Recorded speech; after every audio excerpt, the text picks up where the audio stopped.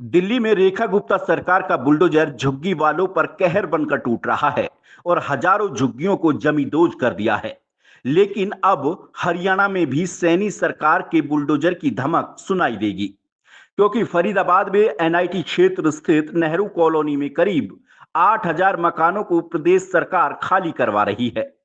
पुनर्वास विभाग की तरफ से यहां रहने वाले लोगों को नोटिस भी दिया गया है, जिसमें घर खाली करने के लिए सिर्फ 15 दिन की मोहलत दी गई है। जिसके बाद कई सालों से मकान बनाकर रह रहे लोगों को सिर से छत छीनने का डर सताने लगा है और अब उनकी रातों की नींद भी गायब हो गई है।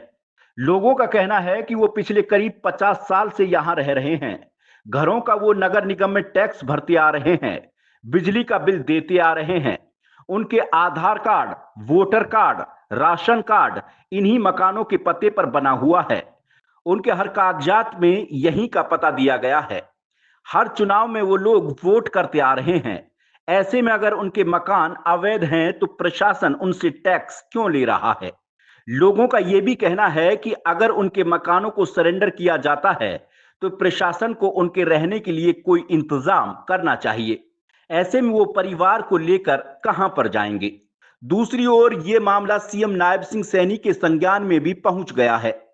बड़खल से बीजेपी विधायक धनेश अदलखा ने कहा कि ये इलाका उनकी विधानसभा में आता है।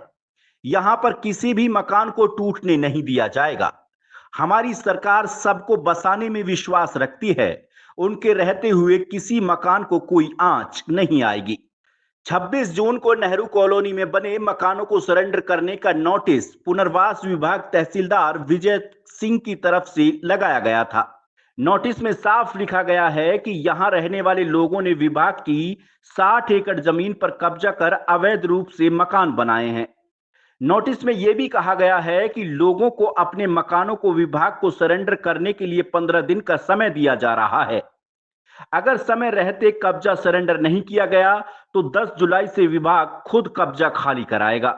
दरअसल नेहरू कॉलोनी में इस समय छोटे और बड़े मिलाकर 8,000 के करीब मकान हैं। यहां पर रहने वाले लोगों की संख्या कई लाख है। ऐसे में नोटिस जारी होने के बाद यहां के लोग लगातार विरोध जता रहे हैं। शहर के चौक से लेकर लघु सचिवालय तक ये लोग विरोध प्रदर्शन कर चुके हैं। बता दें कि फरीदाबाद में मेट्रो चौक से लेकर सैनिक कॉलोनी रोड तक जाम खत्म करने के लिए एलिवेटेड फ्लाईओवर बनाने की योजना है। यह एलिवेटेड फ्लाईओवर मेट्रो चौक से शुरू होकर एनआईटी 3 होते हुए सैनिक कॉलोनी मोड़ तक जाएगा। ऐसे में गुरुग्राम जाने वाले इस फ्लाईओवर का प्रयोग करेंगे।